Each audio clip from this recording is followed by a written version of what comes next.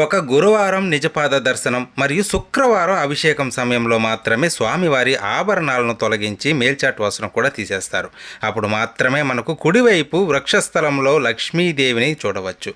అక్కడ అర్చకులకు మాత్రం అమ్మవారి దర్శనం లభిస్తుంది. వాళ్ళు ఎంత అదృష్టమో కదా. ఈ లక్ష్మిని వైఖాసన సంహితలో ద్విభుజ వ్యూహ లక్ష్మి అంటారు.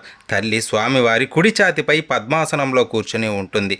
ప్రతిరోజు స్వామివారి పూజతో పాటు 16 లక్ష్మీ షోడశనామాలు పఠిస్తూ తులసి పత్రాలను సమర్పిస్తే అమ్మవారి రూపం పైన యాదవరాజు సమర్పించిన బంగారు లక్ష్మీ లాకెట్టు వేలాడుతూ ఉంటుంది. అభిషేక సమయంలో దీనిని తొలగించినప్పుడు వ్యూహలక్ష్మి అమ్మవారు కనబడతారు.